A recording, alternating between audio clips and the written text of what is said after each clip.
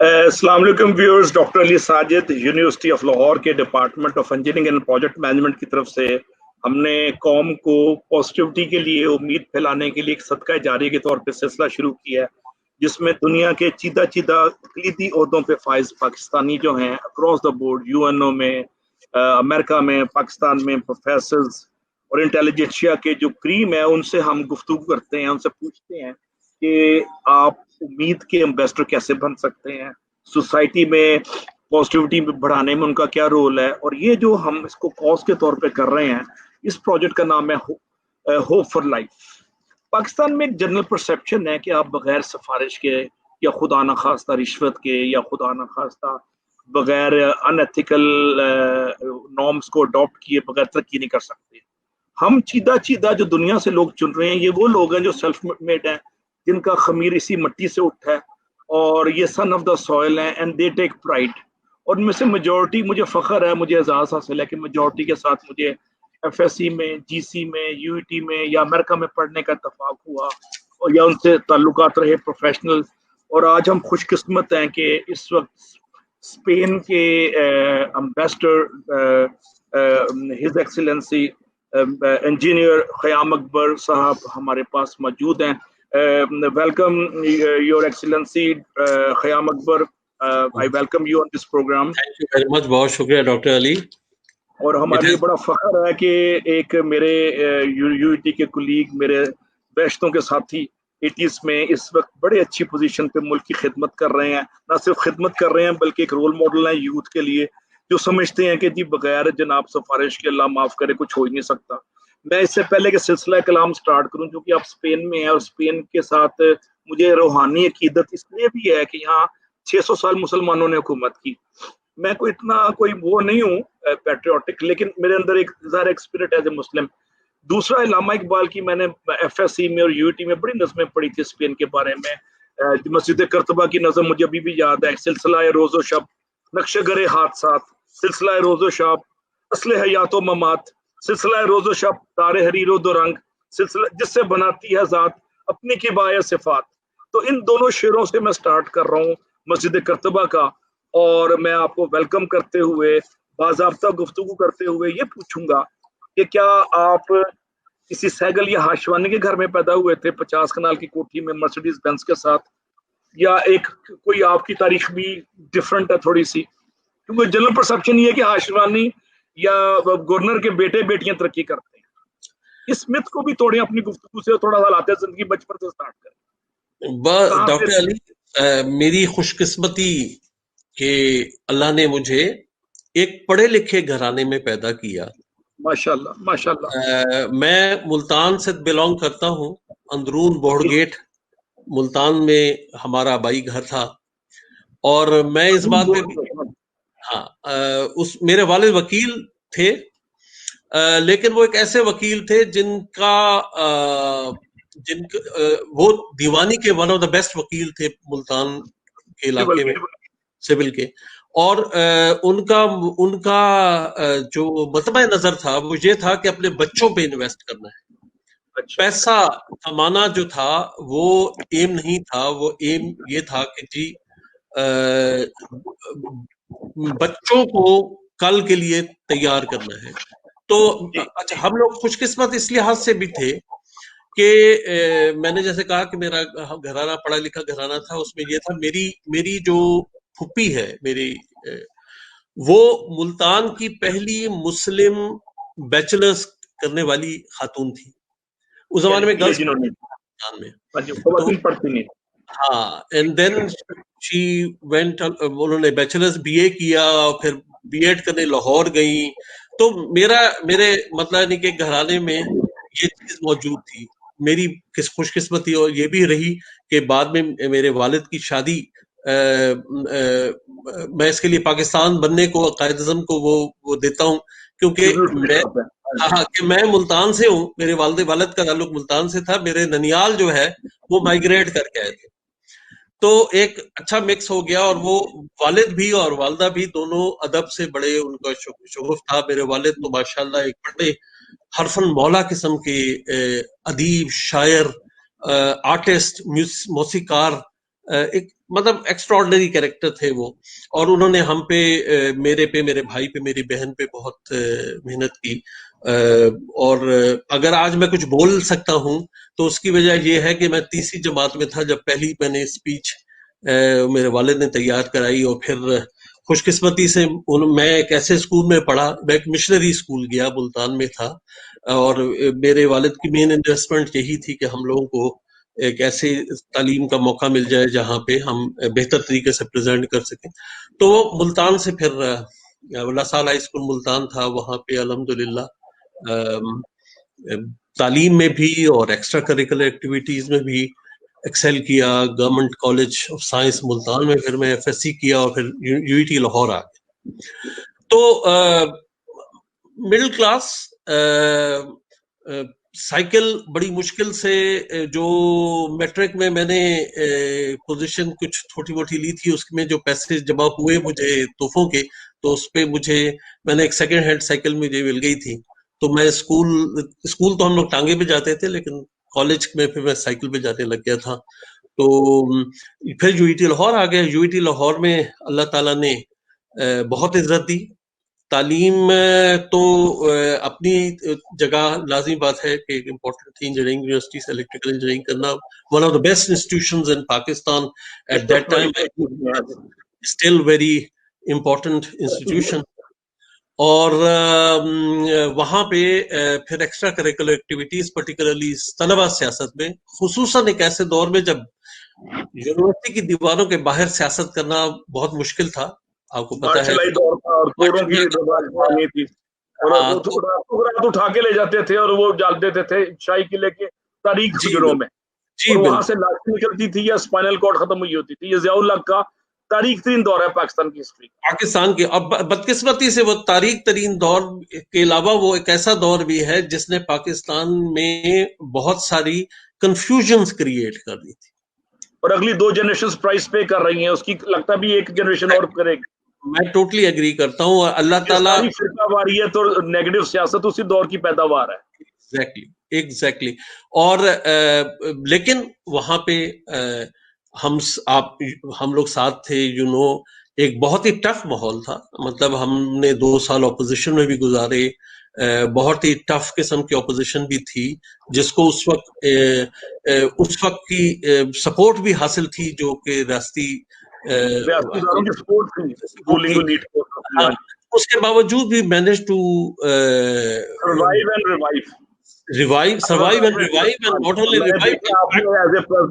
Union کا صدر بھی مقرر ہوئے یونیورسٹی کی. اللہ تعالیٰ نے بڑی عزت رکھی، اور ہم لوگوں نے اس 1 سال میں جو کام کیا مختلف اس میں، اور آپ ہراول دستے کا حصہ تھے، and you were part of the thing. And 2-3 بندے تھے، صرف چند ایک تھے. ہاں جی مجھے یاد ہے. تو وی مینج ٹو، اور پوری ٹیم ایفرٹ تھی، بہت بڑی ایفرٹ تھی. مطلب اتنا آسان نہیں تھا کہ آپ نے اپنے آپ کو باہر کی پالیٹکس سے بھی بچانا ہے، یونیورسٹی کے اندر سے بچانا ہے، ریاست دہشت گردی سے بچانا، اور امن بھی قائم رکھنا ہے یونیورسٹی کے، اور اسٹوڈنٹس کو اکیڈیمکلی جو ہے نا دوبارہ سے ریوائیو بھی کرنا ہے سسٹم کو. کیونکہ آپ کو یاد ہوگا کہ اس ٹائم پہ سیمیسٹر سسٹم بالکل ہی ناکام ہو گیا تھا.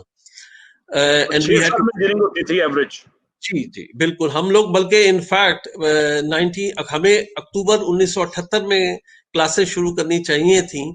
شروع ہماری مئی 79 میں ہوئی، بیکاز آف دا فیکٹ کہ یونیورسٹیز بند ہو گئی تھیں. جی ہاں، بھٹو صاحب کی پھانسی کا زمانہ بھی آیا تھا. پھر اس کے بعد یونیورسٹی فرسٹ ایئر ہمارا 20 مہینے پہ گیا تھا. بہت لمبا گیا. But ultimately we managed, and alhamdulillah what we see is the most of us جو ہم لوگوں کے انجینئرنگ پروفیشن میں بھی رہے، باہر بھی رہے، انہوں نے بہت ہی زیادہ تر لوگوں نے کامیابی حاصل کی ہے. گروپ ڈائنامک تھے نا، ان کی ٹریننگ یونیورسٹی میں بڑی اچھی ہوئی تھی. ایگزیکٹلی. تو بچے پیدا کیے تھے UET نے اس زمانے میں.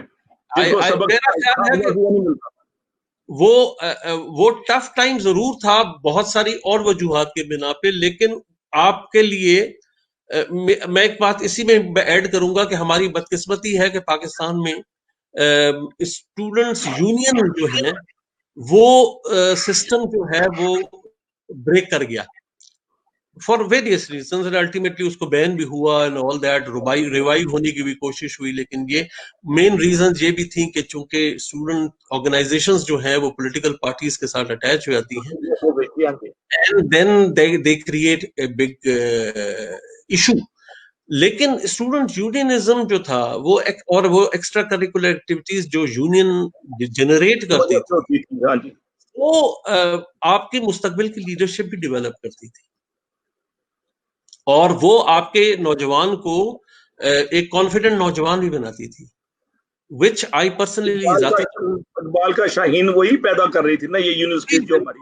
بالکل بالکل بالکل صحیح بات ہے. اور اگر آپ اکراس دا بورڈ بھی دیکھیں تو آپ کو نظر آتا ہے کہ بہت سارے اسٹال وارڈز پاکستان کے جو ہے یہ اسی سسٹم میں پروسیس سے گزرے تھے. بدقسمتی یہ ہے کہ اس کو مس یوز کیا گیا and we unfortunately have seen among other things یہ پرابلمس دیکھے. لیکن اینی وے وہ یونیورسٹی کا پیریڈ میں بات ہو رہی تھی، وہاں سے میں نکلا.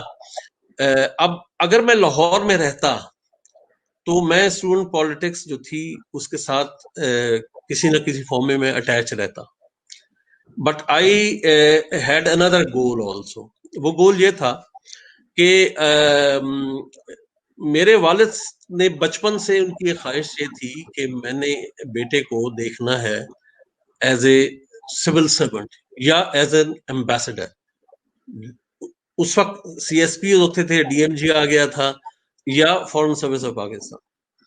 سو میں ایف ایس سی میں جب انجینئرنگ پری انجینئرنگ کر رہا تھا تو میری والد سے یہ ایک میرا وعدہ ہوا کہ میں انجینئرنگ تو کر رہا ہوں لیکن I also try to appear for C S S. جب میں لاہور سے انجینئرنگ کمپلیٹ کر لی تو میں نے ایک تو لاہور سے میں نے ڈیٹیچ ہونا تھا اس لیے کہ میں پروفیشنل لائف کا ایکسپیرینس لینا چاہتا تھا، اور سیکنڈلی میں چاہتا تھا کہ میں نے اپنے دوسرے جو فیز ہے اس کی طرف جانا ہے. تو میں 3.5 سال میں انجینئرنگ پروفیشن میں رہا. I work for private sectors. میں بیسیکلی پہلے میں کراچی گیا، وہ سپارکو اس زمانے میں سیٹلائٹ کا پروجیکٹ شروع کرنے والے تھے، انفارچونیٹلی نہیں ہوا، لیکن میں گیا تھا کہ اس کو میں اس پہ اپلائی کرتا ہوں. وہاں گیا تو وہ ادھر اپلیکیشن دے کے بیٹھے رہے، انٹرویو کا انتظار کرتے رہے. اس دوران میں کوئی اور کمپنیز کے ساتھ بھی آگے انٹرویو وہ دیے اور پھر ان کے ساتھ کام کر رہے ہیں. ساتھ میں سی ایس ایس کی تیاری کرنے کی کوشش کرتے تھے. شادی بھی ہو گئی انہی دنوں میں، تو سی ایس ایس کی تیاری ہو نہیں پا رہی تھی. الٹیمیٹلی آفٹر 3.5 years اور سو، جب عمر کم ہو رہی تھی، ختم ہو رہی تھی میری، وہ تھریشولڈ آ رہا تھا، تو I decided to quit my job, come back to Multan, اور 7-8 مہینے میں نے پڑھائی کی. اور اللہ کے فضل سے میں ہو گیا. بائی دا وے وہ بڑا مزیدار سال تھا جو میں نے امتحان جس سال دیا 1988 کا، کیونکہ وہ سال تھا جس میں تو پہلے وہ اجڑی کیمپ کا واقعہ ہوا، پھر وہ جنیجو کی حکومت گئی، پھر ضیاء الحق کا طیارے کا کریش ہوا، پھر جمہوریت کی ریوائول کا پروسیس آیا. اور ہمارا سی ایس امتحان کے ساتھ بھی بڑا زبردست ہوا کہ مطلب ہم لوگ امتحان شروع ہو گئے اور میں نے کوئی 10 پیپر دے دیے تھے، 12 میں سے 10، وہ پورا ایگزام ہی کینسل ہو گیا کہ پیپر لیک ہو گئے تھے and there was some problem. So پھر 2 مہینے کے بعد دوبارہ امتحان ہوئے. اور آئی ریکال کہ میرے 2-3 ساتھی جو میرے ساتھ کہیں وہاں ملتان میں امتحان دے رہے تھے، انہوں نے چھوڑ دیا. انہوں نے کہا جی کہ کام نہیں، کوئی فائدہ کوئی نہیں.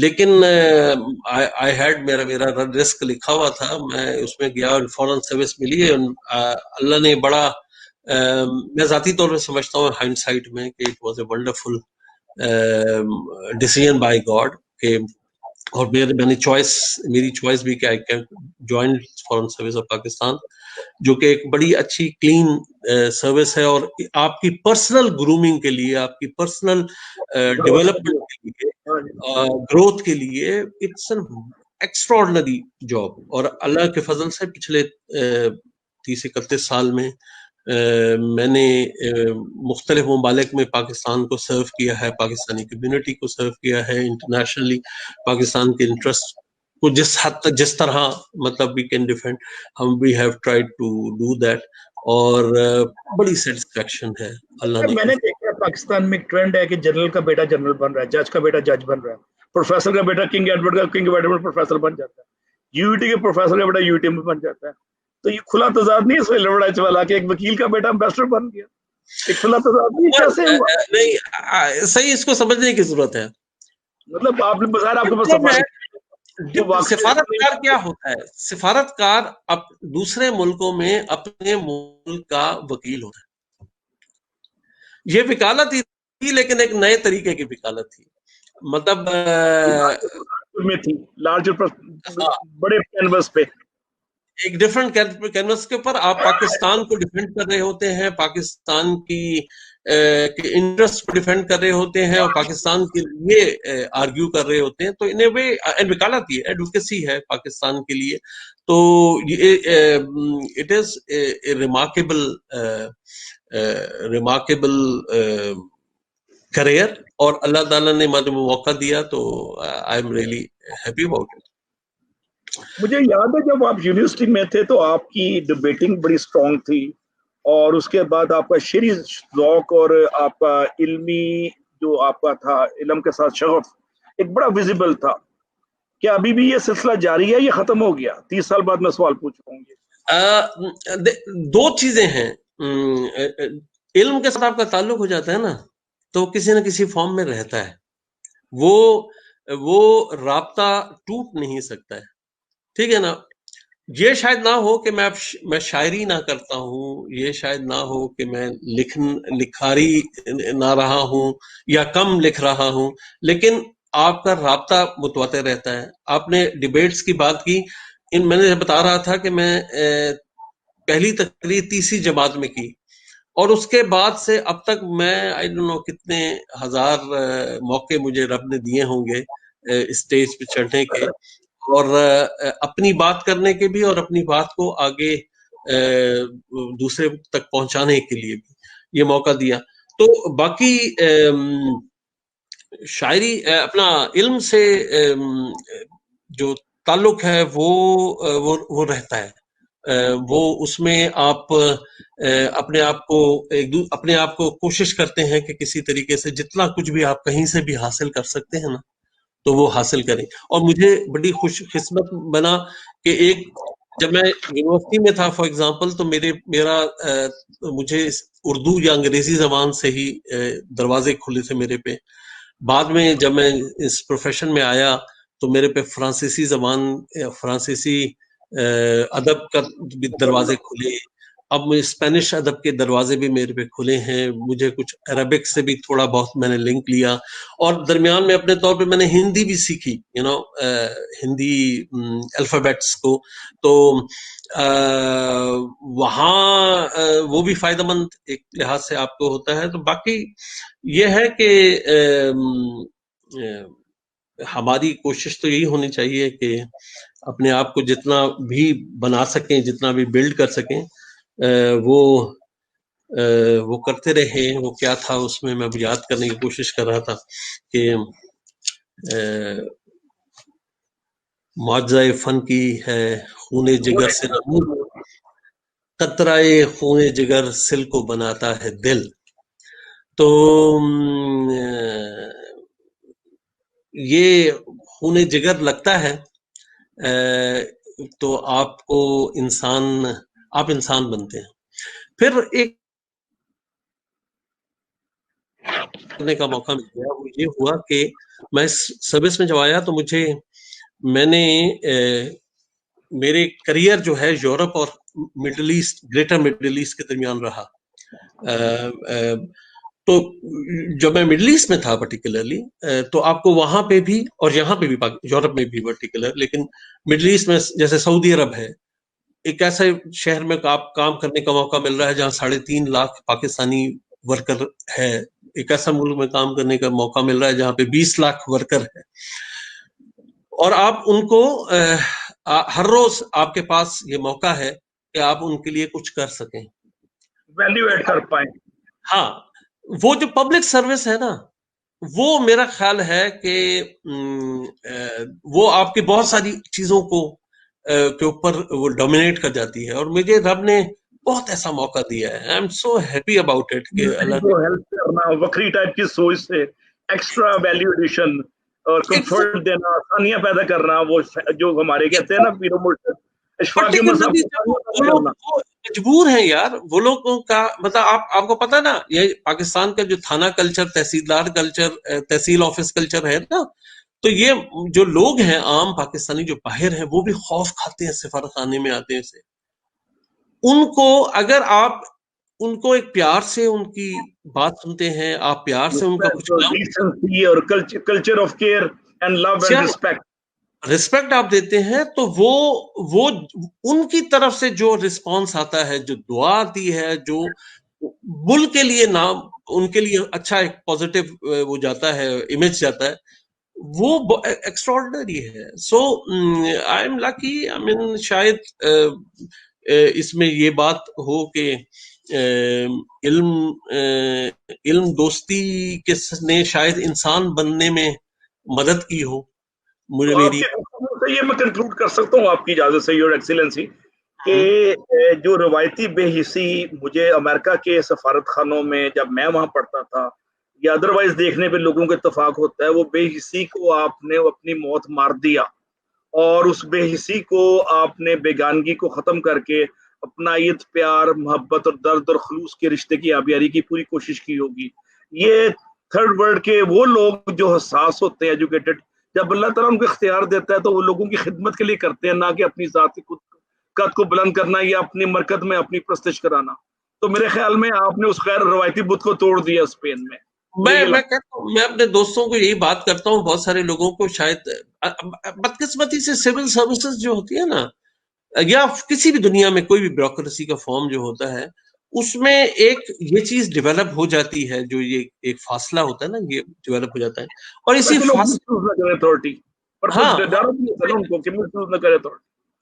आप अगर इसको अबूर कर सकते हैं, अगर आप इसको ब्रिज कर सकते हैं, और आप इस खलीज को पार्ट कर सकते हैं, तो इससे बड़ी कोई सेटिस्फेक्शन आपको नहीं, और जो जिसके लिए कर रहे हैं उसके लिए नहीं। और यही कुछ हम कर सकते हैं यार, बात सिंपल सी है। मेरे सरखाब के पर तो नहीं लग गए ना, मैंने एक मुझे अगर कोई मकाम मिल गया है, वो रब ताला ने मेरे पे एक एहसान किया है कि कि उसके मेरी मखलूक की खिदमत करता हूँ, हैं। उसकी मखलूक की खिदमत करता हूँ। अब हाँ, मुझे ये एक शेर याद आ रहा है गालिब का, आपकी नजर करना चाह रहा हूँ जी, जी आपकी इजाजत बताइए से। बताइए। कि मसाले तसव्वुफ ये तेरा बयान गालिब, तुझे वली समझते जो ना बादाखार होता। अब और बादाखार पे सही। तो मैं उसको नहीं कमेंट करूंगा, वो तो पुराने जमाने का रिवाज था उर्दू शायरी में। वो तो ज़ाहिर है वो वो उसको सिंबॉलिकली यूज किया उसने गालिब ने। लेकिन आपका तसव्वुफ का ये बयान अच्छे इंसान होने की दलील है। और मैं 30 साल बाद मुझे आज शर्फ हासिल हो रहा है योर एक्सीलेंसी आपसे बात करने का। And I am very proud कि आपने ईस्टर्न ट्रेडिशंस को, सूफिया की रवायत को बढ़ाया जो है ना इस्लाम में। इस्लाम है क्या लोगों के लिए आसानियां पैदा करना, इसके सिंपल सी अलावा तो बात मैसेज है, है ही नहीं। अगर गल हम वो ये कर सकते हैं, अगर हाँ जी, इतना हम कर सकते हैं, तो मेरा ख्याल है कि हमारे होने का मकसद पूरा हो गया।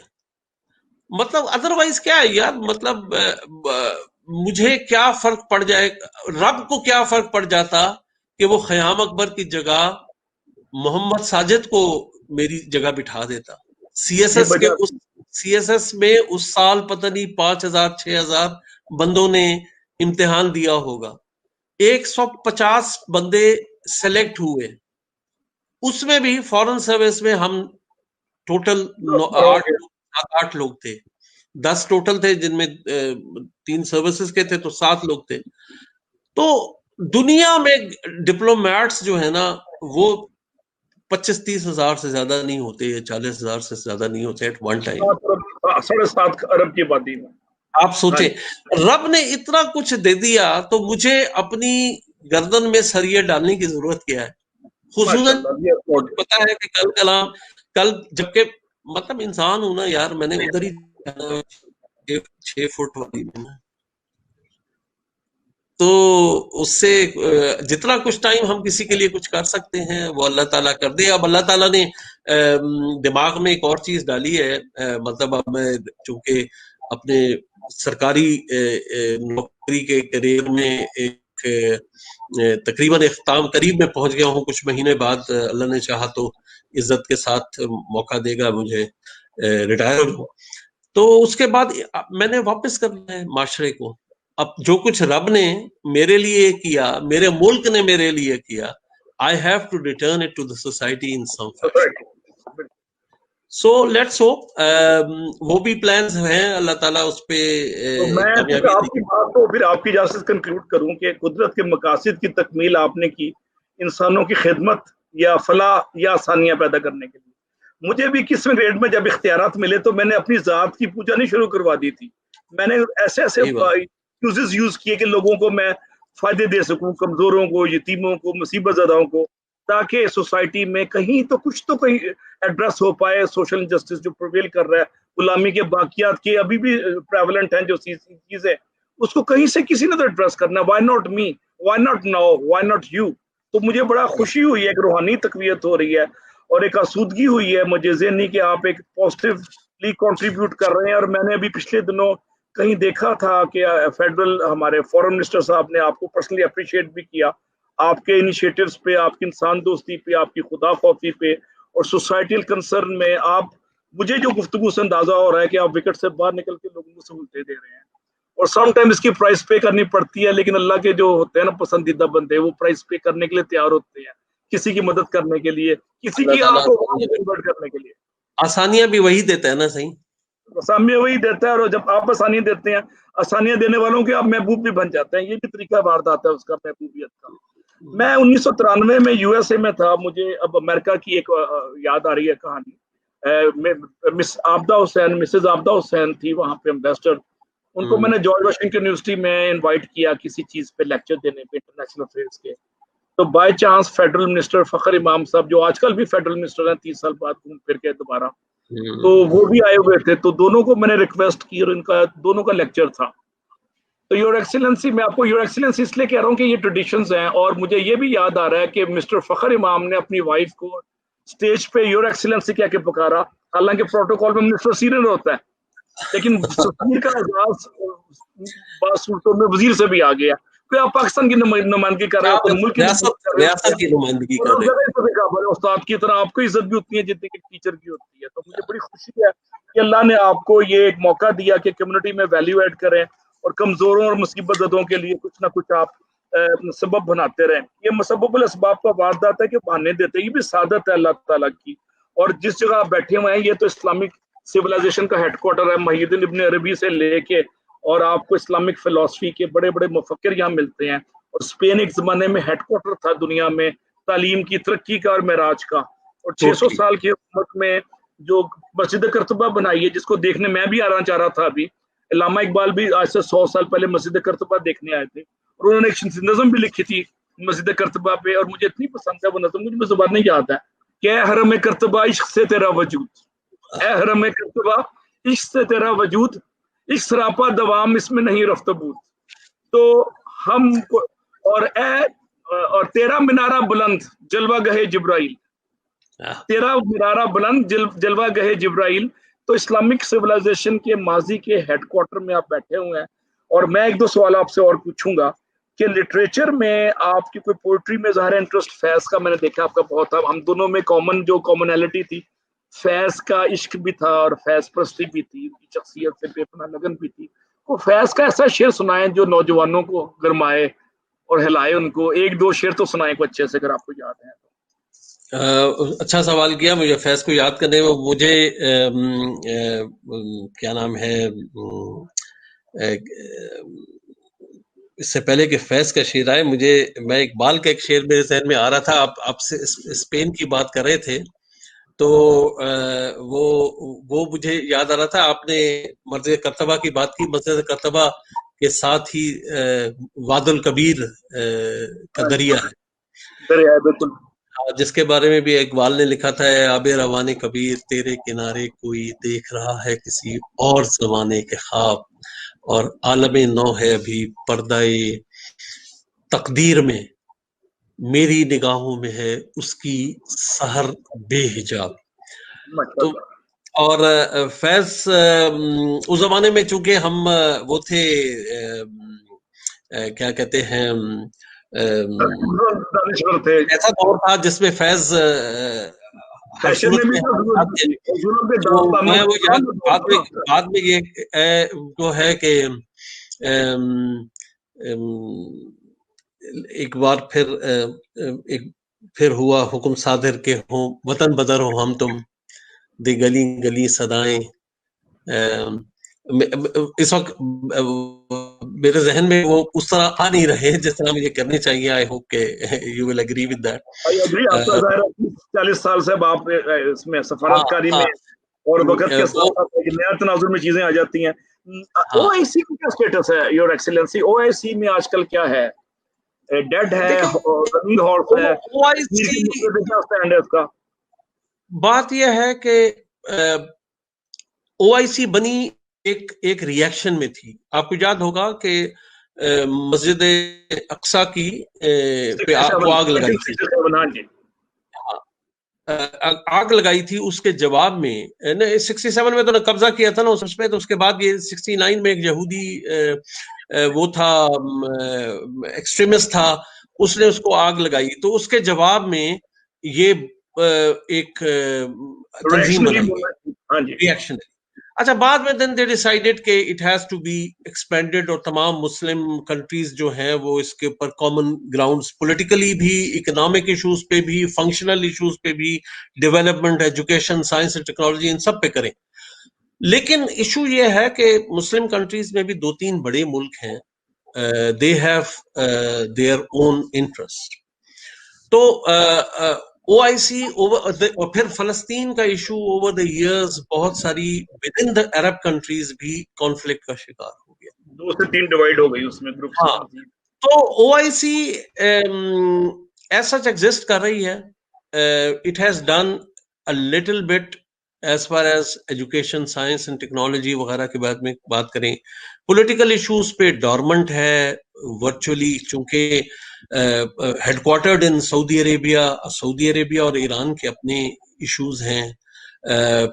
موراکو ایک زمانے میں بہت ایکٹیو تھا, وہ اب سائڈ پیچھے چلا گیا ہے. پاکستان کوشش کرتا ہے کہ ان لوگوں کو سب کو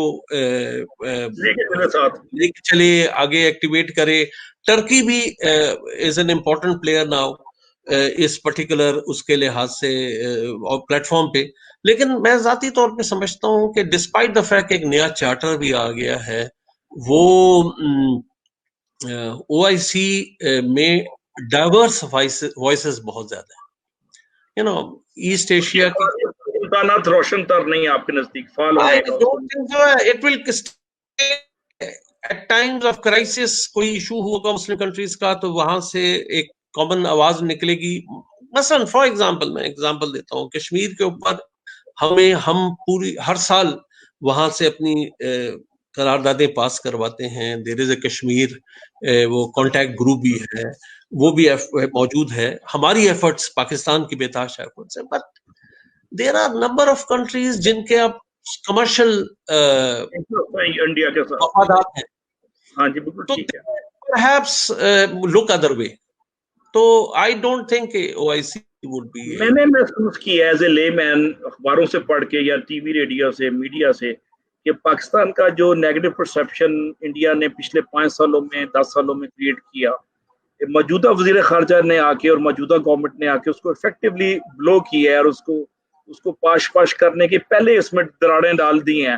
اور اب ایک پرسپشن جو ہمارا ایک پازیٹیولی آنے لگ گئی ہے. اور 27 فروری کا جو حادثہ ہوا جس میں انڈیا کو ایک حادثے کے ذریعے ہم نے تماچے کے ذریعے ان کو سبق دیا, جہاز گرا کے 2 جہاز گرا کے. اب آپ کے نزدیک ہماری سفارتی فرنٹ پہ ہم زیادہ اسٹرانگ ہیں اس وقت پچھلے 2 سالوں میں؟ یہ میری آبزرویشن ہے, ہو سکتا ہے آپ کا اپنا کوئی. ہم لوگوں کی ایفرٹ ڈیفینیٹلی فوکس رہی ہے, پرٹیکولرلی اس تناظر میں کہ جو مودی کی گورنمنٹ ہے which is an extremist government and which is creating lots of problems. Kashmir میں بھی اور بھارت کے باقی علاقوں میں بھی مائنورٹیز کے خلاف. تو ہیومن رائٹس ایشوز کے اوپر دنیا ہماری بات سننے لگی ہے. ماشاءاللہ یہ ایک اچھی کامیابی ہے، پرٹیکولرلی کیونکہ دنیا کے اس میں آپ کا کمال کم ہے اور انڈیا کا مودی کی بیوقوفیوں کو زیادہ کمال ہے. آپ کو موقع مل گیا. ہم لوگوں کو ہر ایک آپ نے ایکسپلائٹ کرنا ہوتا ہے نا سچویشن کو. تو ہم نے اس پرٹیکولر موقع کو میں ایسے پوزیشنز کریٹ کیے ہیں کہ ہم کوشش کریں کہ دنیا کے سامنے بات آ سکے. اور یہ آپ دیکھا ہوگا کہ اس کے اوپر دنیا میں بے شمار جگہوں پہ 5 اگست کے جو الیکشنز تھے جو کشمیر میں لیا ہے بھارت نے، اور وہاں پہ انہوں نے وہاں پہ اسٹیٹس چینج کرنے کی کوشش کی ہے. الٹیمیٹلی ڈیموگرافک صورتحال کو خراب کرنے کی کوشش کرنا چاہتے ہیں وہ لوگ. انٹرنیشنلی اس کو ایکسیپٹ کر رہے ہیں، لوگ سمجھ رہے ہیں. اینڈ ہماری کوشش یہ ہونی چاہیے کہ ہم متواتر اس چیز کو انٹرنیشنل کمیونٹی کے سامنے امپریس کرتے رہیں اور یہ چیز ان کے سامنے ڈالتے رہیں کہ پاکستان اور پاکستان جو ہے کشمیریوں کا مقدمہ صحیح طور پہ پیش کرتے رہے. تو آئی ایم شیور کہ وقت اس میں تبدیلی آئے گی. اور آئی پرسنلی بلیو کہ جو پالیسیز ہیں اس وقت انڈین گورنمنٹ کی وہ سسٹینیبل نہیں ہے. اینڈ ود ان انڈیا جو کرائسس ڈیولپ ہو رہے ہیں وہ ان کے لیے ان کو زیادہ ولنریبل بنائیں گے. جب اگر انڈیا ولنریبل بنتا ہے تو ریجن پورا جو ہے وہ ولنریبلٹی کی طرف جاتا ہے. اور اس پرٹیکولر مومنٹ پہ جہاں پہ کشمیر میں آپ دیکھ رہے ہیں کہ ورچولی پہلے بھی لاک ڈاؤن لگا ہوا تھا، اوپر سے کووڈ کا لاک ڈاؤن بھی ایڈ ہو گیا ہے. تو things have gone from bad to worse. وہ علاقہ جو ہے اس کے لیے اس کے رائٹس کو دوبارہ سے حاصل کرنے کے لیے وہاں کے اپنے لوگوں کو بھی ایفرٹ کرنی ہے. اور پاکستان تو کانسٹنٹلی ہم انٹرنیشنل کمیونٹی کے بالکل. ابھی آپ نے ساؤتھ ایشین کلچر میں ایک چیز نوٹ کی ہے، آپ کا چونکہ خمیر پاکستان سے اٹھا اور ہم نے 4 سے 5 ہزار سال کی انڈائریکٹ غلامی کی یورپ کی اور مڈل سینٹرل ایشین رولرز کی، افغانی رولرز کی. تو ساؤتھ ایشیا کا ایک عجیب سا مزاج بن گیا ہے جس میں بے حسی بڑی کامن ہے اور لوگوں کے ایموشنز اور فیلنگز کی رسپیکٹ نام کی چیز ایک تقریباً کانسپیکوسلی مسنگ ہے. آپ نے یورپ میں دیکھا ہوگا یہاں پہ ایموشن اور فیلنگز پہ کلاس 1 سے ٹریننگ شروع ہو جاتی ہے اور respect for ideas, respect for self esteem, self respect, اس پہ بڑا کام ہوتا ہے. آپ کے نزدیک کیا وجہ ہے کہ ساؤتھ ایشیا میں خاص طور پہ پاکستان جیسے ملکوں میں یہ بڑی اس پہ ایک بیگانگی، بے حسی، اجتماعی بے حسی جسے کہہ لیں، جس کی وجہ سے کبھی بھی جارج جو ہوا ہے امریکہ کا واقعہ، ایسے واقعہ تو ہر چوتھے دن پاکستان میں ہوتے ہیں، کبھی بھی اٹھتا نہیں ہے، اس بے حسی کی وجہ سے غالباً نہیں اٹھتا. آپ کے نزدیک کیا اس کی ریزن ہو سکتی ہے؟ آپ کچھ تجزیہ کریں گے؟ یہ بڑا مشکل سا میرے ذہن میں صدیوں سے بہت آل انکمپسنگ قسم کی وہ کا سوال ہے. میں ذاتی طور پہ سمجھتا ہوں 2-3 چیزیں ہیں. ایک میں اپنے پاکستان کے کانٹیکس میں بات کرتا ہوں کہ ہم لوگ سیلف سینٹرڈ ہوتے جا رہے ہیں، انڈیویجولسٹک ہوتے جا رہے ہیں. لیکن انڈیویجولسٹک یورپین ویسٹرن کنٹریز والے بھی ہیں، لیکن وہاں پہ بہت ساری چیزیں جو ریاست ہے اس نے اڈاپٹ کر لی ہیں اور وہ امپارٹ کر رہی ہے پاپولیشن کو، جو کہ ان بچپن سے انکلکیٹ ہو ان کے دماغوں میں گھس جاتی ہے. ہمارے ملک میں اگر ہم ایک چیز دیکھیں کہ تعلیم اور تربیت 2 اکٹھے ایلیمنٹ ہیں. جو ہم نے دیکھا کہ اوور دا ڈیکیڈز تعلیم کا ایلیمنٹ تو چل رہا ہے، تربیت کا ایلیمنٹ ہمارے اس سے آہستہ آہستہ نکلتا جا رہا ہے. اسکول لیول پہ میری بچی نے اسکول شروع کیا جب میں اس زمانے میں پیرس میں پوسٹڈ تھا، وہ فرانسیسی اسکول، محلے کے فرانسیسی اسکول میں اس کو بھیجتے تھے. وہاں پہ پہلے دن سے بچوں کو، ابھی اس کو زبان بھی نہیں آتی تھی، لیکن وہ بچوں میں اس طرح انہوں نے اس میں ڈالا کہ ہاتھ دھونا، اس بات کا احترام کرنا کہ جو کوئی بات کر رہا ہے دوسرا تو اس وقت تک بیچ میں انٹرپٹ نہیں کر کے اپنی بات کرنا، سچ بولنا، جھوٹ سے پرہیز کرنا. یہ تمام ایلیمنٹس ایتھیکل نارمز اور ہیومن ویلیوز، یہ چیزیں ہمارے ہاں کم سے کم ہوتی گئی. سیوکس یا ایتھکس ایز اے سبجیکٹ ہماری پرائمری یا اسکول لیول پہ بھی غائب ہو چکا ہے. ٹھیک ہے نا. اچھا دوسری طرف ہم لوگ ایک ایسے خطے میں ہیں جہاں جو بیسیکلی غریب خطہ ہے. یہاں پہ ایک کوشش ہر ایک کی یہ رہی ہے کہ کیک جتنا بھی ہے ان میں سے جتنا بھی حصہ تسی کٹ سکتے، جتنا بھی حصہ آپ نکال سکتے ہیں وہ کھینچ لو. ٹھیک ہے نا. تو ہمارا ایفرٹ یہی ہے.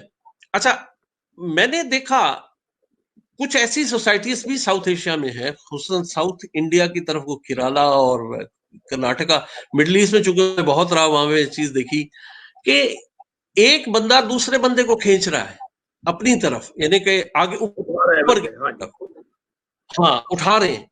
ایک اگر نوکری پہ آیا ہے تو اس نے جیب میں 5 دوسرے بندے بھی سی وی رکھے ہوئے ہیں، اور آپ دیکھیں گے کہ سال کے اندر وہ 5 بھی وہیں بیٹھے ہوں گے. This element is missing as far as we are concerned. ہماری کوشش یہی ہوتی ہے کہ میں مل گیا ہوں، مجھے اگر مل گیا ہے، خیام اکبر کو اگر جگہ مل گئی ہے تو باقی دروازے گرین پاسپورٹ آنے والے کے لیے نہ کھلے رہے. رائٹ آف پیسفل کوگزسٹنس اسے کہتے ہیں، پرامن بقائے بامی. ہاں وہ میں ہی ایگزسٹ کر. اب آپ اس کا نتیجہ دیکھیں نا. صحیح اس کا نتیجہ کیا ہے پتہ نہیں، میں ڈائگریس کر گیا ہوں کوشچن سے، لیکن میں ایک نتیجہ گلف میں بینکنگ سیکٹر پاکستانیوں نے بنایا. At one time banking sector 70% Pakistani ہوتے تھے. بنایا تھا. ہاں جی بہت ایگزیکٹلی یو آر رائٹ. آپ کسی ملک میں چلے جائیں، سعودی عرب چلے جائیں، یو اے ای چلے جائیں، عمان چلے جائیں، کویت چلے جائیں، ایوری پاکستان. اچھا تو آج آپ دیکھیں وہ بینکر پتہ نہیں کہاں چلے گئے ہیں.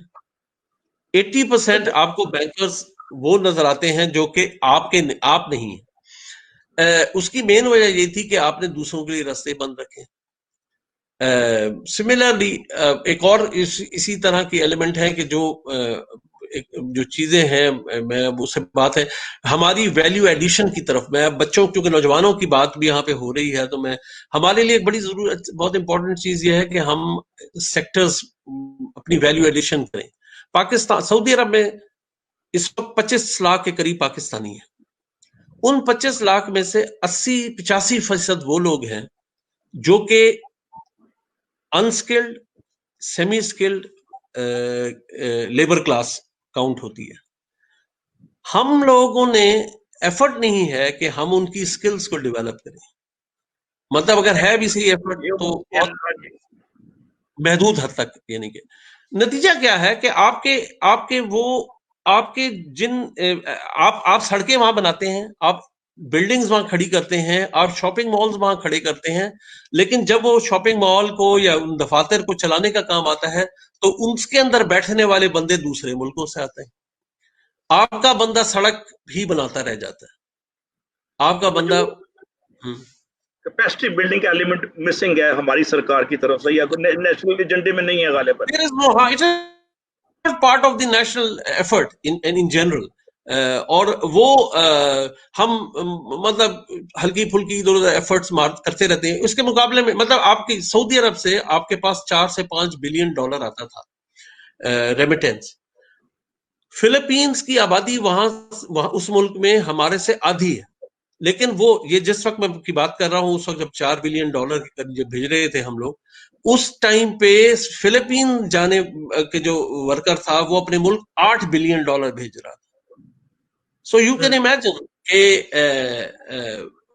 ویلیو ایڈیشن کتنا امپیکٹ ڈالتا ہے. ایکیڈیمک سکلز، ہیومن سکل، ٹیکنیکل سب کچھ کیا ڈالتے ہیں. یہ عام زندگی میں بھی سفارتکاری ہوتی ہے. سفارتکاری صرف ایمبیسیز میں نہیں ہوتی. آپ سفارتکاری سے، اب میں جب امریکہ میں پڑھاتا تھا میں نے کئی پاکستانیوں کو اپنے ساتھ وزٹنگ فیکلٹی میں ڈلوا لیا سفارتکاری سے، خاموش سفارتکاری سے. سر اصل سفارتکاری یہی ہے. ہاں جی اصل سفارتکاری یہی ہے. مطلب میں یہاں پہ میں اپنی کمیونٹی کو جہاں بھی میں رہا ہوں میں یہ بات کرتا ہوں.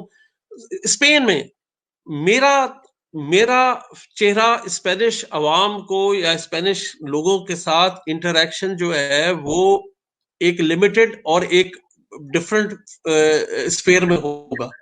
جو بندہ یہاں رہ رہا ہے, جو دکان چلا رہا ہے, جس سے اس کا گاہک بھی اسپینش آ رہا ہے, جو بندہ یہاں پہ کام کر رہا ہے, جو ہر روز جو کسی بھی سیکٹر میں ہے اور وہ ہر روز انٹریکٹ کر رہا ہے, وہ جو پاکستان کی یا پاکستانیت کی پکچر وہاں پہ پریزنٹ کرے گا, یا پاکستان جو وہ سفارتکاری جو وہ کر سکتا ہے, وہ ہم ڈپلومیٹس پاکستانی جو ہیں اس طرح نہیں. سفارتکاری ہے. ہاں, تو I totally agree. آپ نے واشنگٹن میں what you must have done would have been much better or at least equally better to the سفارتکاری which was being done by those who claim to be who have been given red passports.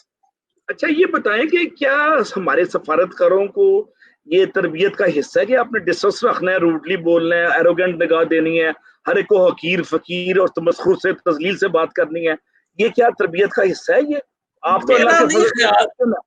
میں new York میں کئی دفعہ اور میں خود تو government official تھا, اس کے بعد واشنگٹن میں ٹھیک ہے میں پڑھتا تھا, سامنے ایمبیسی تھی تو سلام دعا ہو گئی تو تھوڑا سا پریویلیج مل جاتا تھا, لیکن جنرل پرسپشن یہ ہے کہ ہماری ٹریننگ جو والٹن لاہور میں ہوتی ہے پہلی 6 مہینے کی, میں اتفاق سے پڑھاتا بھی ہوں سول سرونٹس کو جو C S S under training ہوتے ہیں, میں نے دیکھا کہ تربیت میں بھی وہ ڈے 1 سے کچھ ایلیمنٹ ایسا ہے, کوئی چورن کھلایا جاتا ہے جس کے بعد عوام سے ڈسٹنس, رابطہ عوام کے بجائے ڈپٹی وہ جو ڈاکٹر نذیر احمد تھا گورنمنٹ کو جو پرنسپل, یا ڈی سی لاہور تھا مسعود خطر پوش, یہ 2 ہی بندے ملتے ہیں ہمیں لاہور کی ہسٹری میں.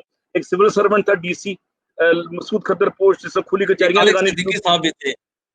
طارق صدیقی تھے, ان کا بھی طارق صدیقی صاحب تھے, بہت بڑی بلا تھے وہ. انہوں نے کھلی کچہریاں لگائی اور لوگوں کو سنا, اور گورنمنٹ کالج کے پرنسپل تھے ڈاکٹر نذیر 1960s میں, انہوں نے بھی کھلی کچہری لگائی, دروازے کھول دیے بچوں کے لیے, بچیوں کے لیے, ایون اپنا گھر دے دیا جب ہاسٹل کم ہو گئے لڑکے لڑکیوں کے لیے. ایسی روایتیں 2-4% ہی ملتی ہیں. کیا یہ اس اجتماعی بے حسی کا لاجیکل آؤٹ کم ہے جس کا میں نے بھی تھوڑی دیر پہلے ذکر کیا؟ A lot depends کہ جو سسٹم, یہ جو اسٹرکچر کریٹ ہوا نا سول سروسز کا, اور یہ پارٹیشن یعنی کہ پاکستان بننے سے پہلے کا ڈیولپ ہوا ہے, وہ اس وقت کے جو کہ سائیکی تھی یا اس وقت کا جو کہ سسٹم تھا, ضروریات تھیں, وہاں پہ وہ ڈسٹنس رکھے جاتے تھے اور ایک ہوا بھی کریٹ کرنی, ہاں ایک بھی کریٹ کرنی ہوتی تھی کہ جی یہ اب پاکستان کے آپ نے سول سروس اکیڈمی کا دیکھا ہوگا, لوگوں اس پہ خدمت الناس پبلک سروس ڈیو پالیسی کاغذوں کی حد تک, یہ ڈیو پالیسی, ہاں نہیں یہ لوگوں کی حد تک ہے. پرابلم یہ ہے کہ سول سروسز ابھی بھی دماغی طور پہ ہمارے معاشرے میں اس کو ہم سپیریئر اینٹیٹی کے طور پہ لیتے ہیں, سپیریئر پلیٹ فارم کے سینٹرل سپیریئر سروسز ہی غلط ہے اخلاقی طور پہ. اس میں ہی وہ تکبر کی سے آ جاتا ہے. میں ذاتی طور پہ اگر میرے پاس کوئی ریفارم کرنے کا اختیار ہوتا, I would have chosen some other paths. ہمارے پاس یہاں پہ بہت ایفرٹس ہو رہی ہیں, مختلف ریفارمز کمیشن بنے ہوئے ہیں, ریفارمز کمیٹیاں بنی رہتی ہیں, لیکن I sincerely doubt کہ وہ کبھی بھی اس کے اوپر اس طرح عمل درآمد ہوگا. پاکستان میں ڈراسٹک غزالی رہے گی, روح بلالی نہیں رہے گی. سر بات یہ ہے کہ آپ کو بہت ساری اختیارات جو ہے نا آپ کو local government, elected local governments کے حوالے بنانے ہوں گے, ڈیوالو کرنی پڑے گی, ڈیولوشن کے بغیر کوئی چارہ نہیں.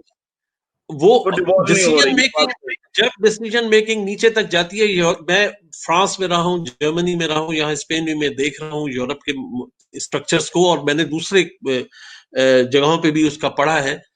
جب انہوں نے ڈیوالو کیے اپنے اسٹرکچرز, اپنے سسٹمز کو, اور علاقے کا میئر, چاہے وہ گاؤں کا میئر تھا, چاہے وہ چھوٹے شہر کا میئر تھا یا بڑے شہر کا میئر تھا, جب اس کے ہاتھ میں اختیارات آ گئے اور اکاؤنٹیبلٹی کا ایک سسٹم ڈیولپ ہو گیا, میچور بھی کر لیا انہوں نے, شروع میں وہاں بھی دھچکے آئے ہوں گے, وہ گاؤں بھی لگنے لگ گئے ہیں آپ کو شہروں کی طرح. وہاں بھی گلیاں پکی ہو گئی, وہاں بھی سیوریج سسٹم بہترین ہو گئے, سکولز وہاں پہ بھی چلنا شروع ہو گئے.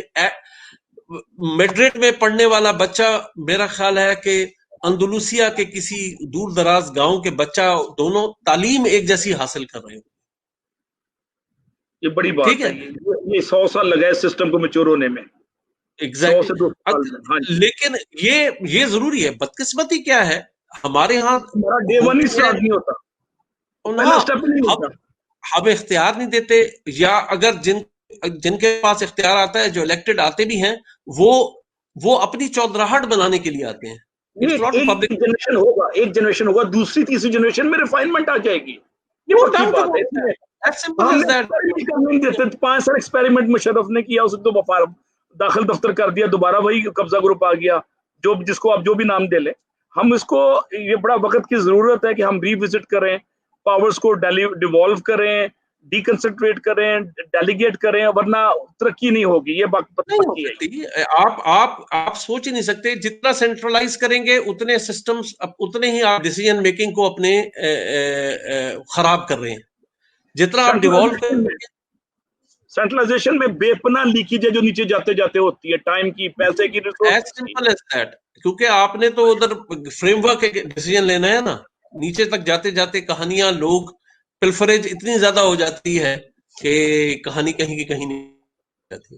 آپ کے نزدیک ٹریننگ بھی ریوائیو ہونی چاہیے جو پروبیشنرز کو دی جاتی ہے 6 مہینے کی, جو والٹن میں لاہور میں, وہ بھی ریوزٹ ہونی چاہیے. ہم لوگ جب وہاں پہ تھے تو 10 مہینے کی ٹریننگ تھی. اچھا, اس میں 2 کمپوننٹ تھے, شاید ابھی بھی ہوتے ہوں گے. اس میں ہم لوگ 1 مہینہ ملٹری اٹیچمنٹ بھی کرتے تھے اور 1 مہینہ ڈسٹرکٹ اٹیچمنٹ بھی کرتے تھے. So there was about 8 months of academic, جو, اور یہ 2 مہینے اس طرح کے آپ کر لیں. آئی سپوز کہ اب وہ کم ہو گیا ہے.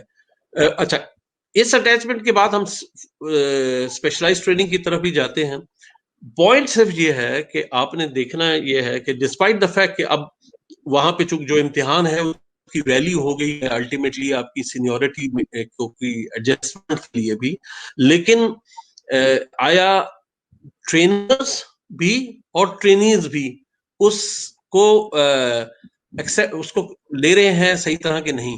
میں نے مڈ کیریئر لیول یا سینئر لیول پہ, اور بعد میں جب ہماری ٹریننگز کے پروسیسز ہیں ان کے ساتھ بھی ٹریننگ کی, میں نے یہ کئی جگہ پہ یہ نوٹ کیا کہ ٹرینرز خود جو ہیں they have not properly prepared themselves, and trainees جو ہیں وہ تو شارٹ کٹس ڈھونڈ رہے ہیں.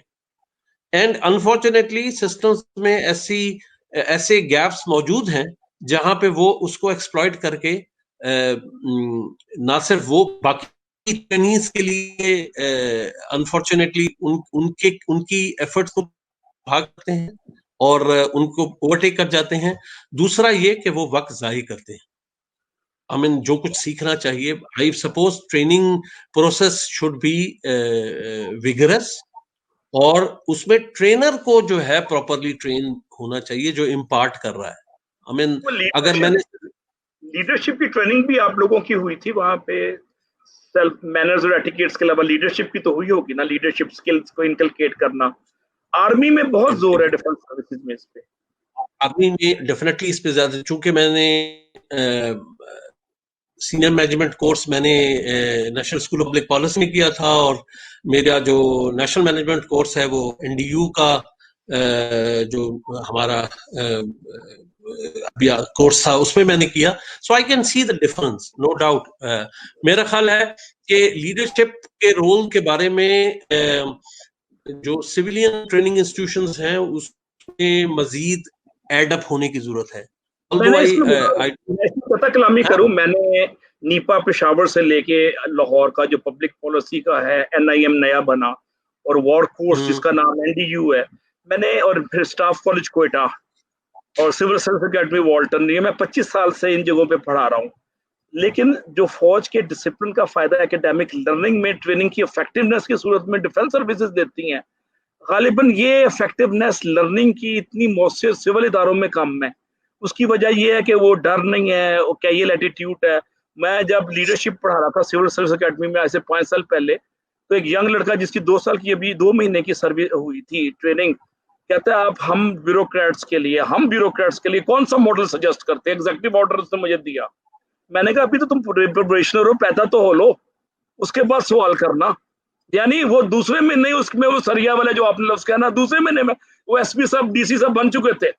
تو یہ کے اندر یہ سکم ہے. بہرحال یہ میں ایڈمٹ کروں، میں نے کہا نا میں پہلے اپنی میمو کا وہ میں کو اور بڑھا دیتا ہوں یہ ٹریننگ نہیں. وہ میرا خیال ہے کہ ایک انٹینشنلی کسی طریقے سے انکلکیٹ بھی ہو جاتی ہے.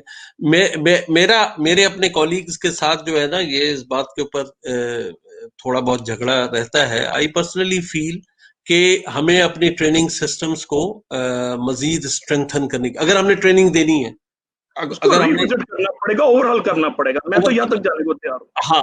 اور دوسرا یہ ہے کیونکہ پرابلم کیا ہے کہ میں آپ ملٹری کے انسٹیٹیوشنز کی بات کر رہے تھے، وہاں پہ چونکہ ایلیمینیشن پروسیسز بہت اسٹرانگ ہیں.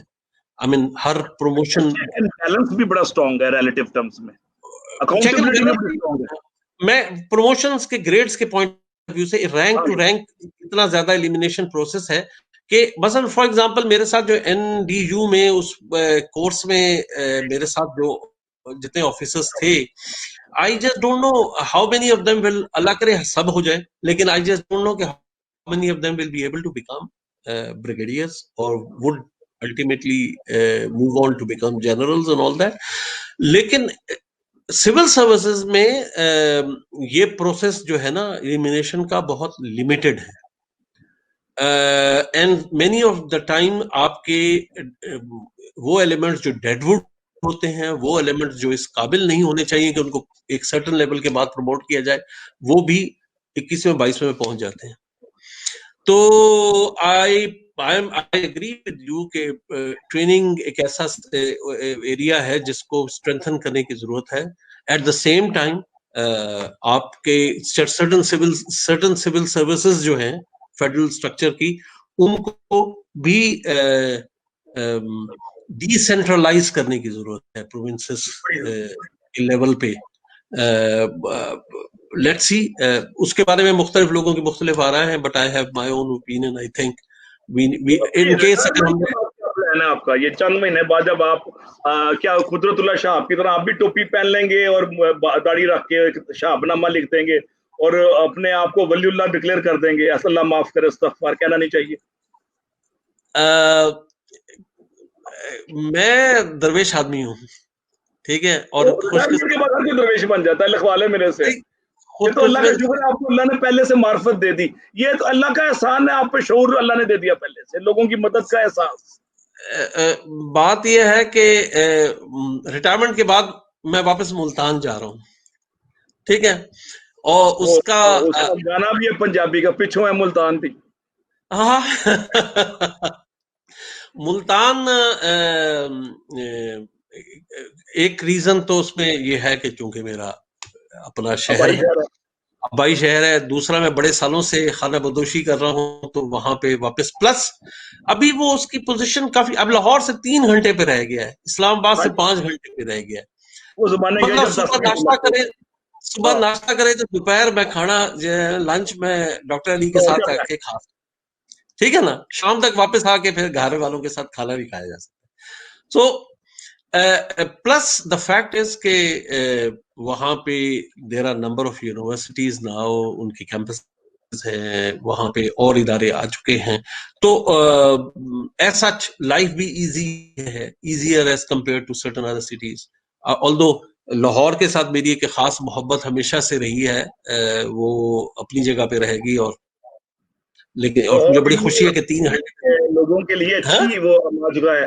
علمی اور فکر کے جو پسندیدہ لوگ ہیں نا، جو کوئی علم اور فکر سے شغف ہے، ان کی اچھی ہماجگاہ ہے یہ لاہور نا. ہاں جی لاہور، ہاں صحیح، بالکل صحیح بات. تو میرا اچھا اب بات آپ کر رہے تھے کہ پلان کیا ہے، تو پلان یہ ہے کہ 2 چیزیں ہیں. ایک تو پرسنل لیول کی بات ہے نا کہ جو کچھ میں نے میری سوسائٹی نے، میرے ملک نے مجھے دیا ہے، I have to return it back in some form to the society. اس سلسلے میں مختلف چھوٹے موٹے کاموں پہ ایک پلان میرا ہے. اسکولز، سرکاری اسکولز، سرکاری اسکولز کے لیول پہ ان کے بچوں کے ساتھ میری انٹریکشن میں کرنا چاہوں گا. ان کو اون بھی کر سکتے ہیں، اسکول اون کریں، اس کو آگے ڈیولپ کریں. سرکاری اسکول اب نئی پالیسی آئی ہے، اب سرکاری اسکول اون کریں، اس کو انٹلیکچولی ڈیولپ کریں. ہاں نہیں that is also, that is exactly وہ ایک اور ایلیمنٹ ہے. میرا یہ ہے کہ مطلب ان تک اپنی جو کچھ اگر میرے ہاتھ میں رب نے مجھے کچھ دیا ہے، سکھایا ہے، یا جو کچھ میں نے زندگی میں سیکھا ہے، تو وہ کسی نہ کسی فارم میں اگر میں کسی کی مدد کوئی کسی تک پہنچا سکتا ہوں، وہ علم کا قطرہ بھی، تو وہ ہو سکتا ہے اس کے لیے سمندر بن جائے. تو ایک تو یہ ایلیمنٹ ہے. دوسرا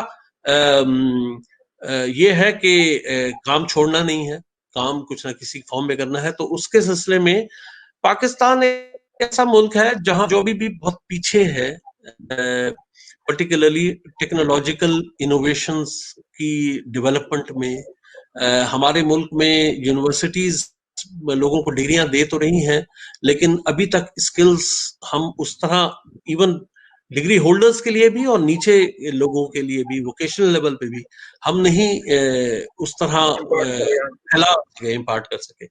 تو آج سے 10 سال بعد کا پاکستان جو ہے، اگر ہم نے اس کو ایک ماڈرن پاکستان کے طور پہ، ڈیولپڈ پاکستان کے طور پہ دیکھنا ہے، تو ہمیں آج سے اپنی کمر کسنی ہوگی، چیزیں بنانی ہوں گی. تو میری ایفرٹ یہ ہوگی وہاں پہ کہ ایک جو ایمرجنگ ٹیکنالوجیز ریلیٹڈ ایشوز ہیں، آئی ٹی ہے، اے آئی ہے، روبوٹکس ہے، آئی او ٹی ہے،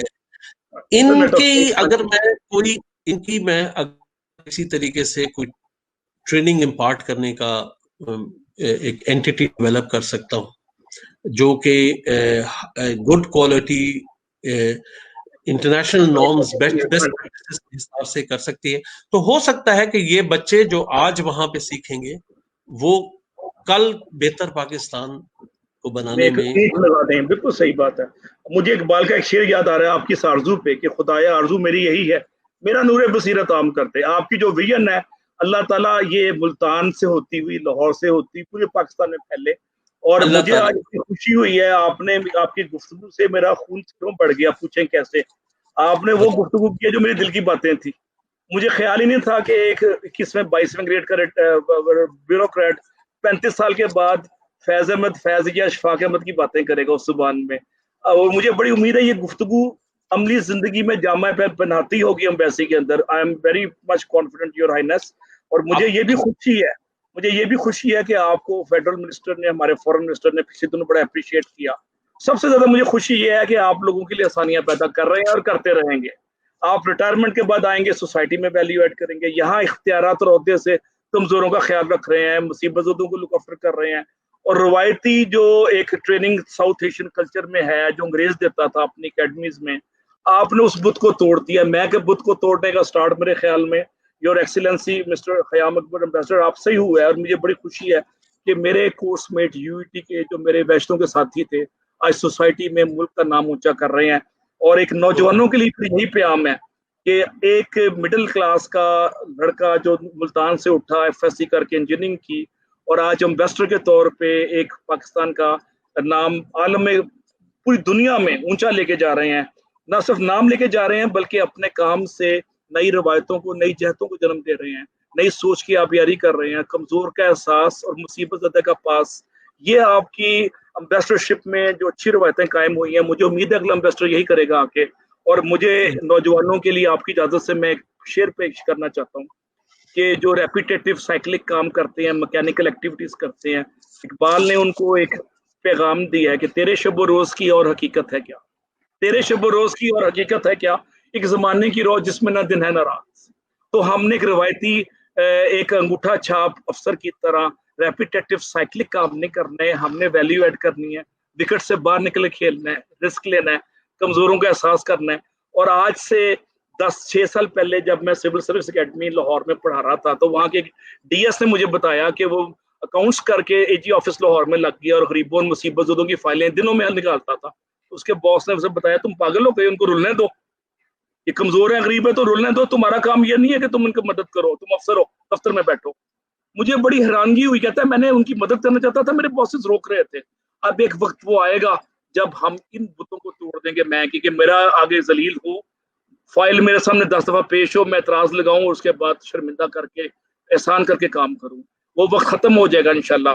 وہ آپ کو فیض کا شعر یاد ہے جو آپ نے پڑھا تھا اپنی جوانی میں یو ٹی میں, کہ خاک نشینوں اٹھ بیٹھو وہ وقت قریب آ پہنچا ہے. میں اب یاد کرنے بنا رہے ہیں یہ نیا عمران خان, وہ وقت قریب آ پہنچا ہے جب اڑائے جائیں گے, جب تاج اچھالے جائیں گے, گرتی ہوئی میری مجھے یاد کا وہ شعر آ رہا ہے آپ کے ذہن میں, میرے شعر میں بھی آ گیا. اب عمران خان کی گورنمنٹ سے ہمیں توقع ہے کہ روایتی بتوں کو توڑیں گے اور ریئل ٹرمز میں ریفارمز کریں گے. سول سروسز میں, گورنمنٹ کے اندر, یونیورسٹیز میں ایمرجنسی ایجوکیشن ایمرجنسی کا وعدہ کیا ہوا ہے پرائم منسٹر نے, 2 سال ہو گئے ہیں. ایز اے پروفیسر میں ہر فورم پہ ریمائنڈ کرانے کی چرچا کرتے ہیں عمران خان صاحب, ایجوکیشن ایمرجنسی میں یونیورسٹیوں میں سے 1-2 ہارورڈ بنا دیں, $100-200 بلین کی ایکسپورٹ نالج کی ہوگی. پیاز, گنڈے اور سیمنٹ اور سریے کی ایکسپورٹ سے ہمیں پیسے نہیں مل رہے, $20 بلین ملتا ہے پورے ملک میں, اور گوشت یہاں 300 روپے سے ویلیو ایڈیشن نہیں کریں گے. جب تک ہمیں نالج اکانومی میں گھسنا پڑے گا, ہمیں انٹرنیٹ آف تھنگز میں آنا پڑے گا, آرٹیفیشل انٹیلیجنس میں آنا پڑے گا, اس کے بغیر کام نہیں پڑتا. سر آپ کی شکریہ کے ساتھ, آپ کے ٹائم کی بڑی قیمت ہے, your Excellency, God bless you. Pakistan واپس آئیں تو ہمیں ملیں اور بچوں کو اپنے علم سے نوازیں. God bless you. پاکستان زندہ باد. Thank you. خدا حافظ, بہت بہت شکریہ.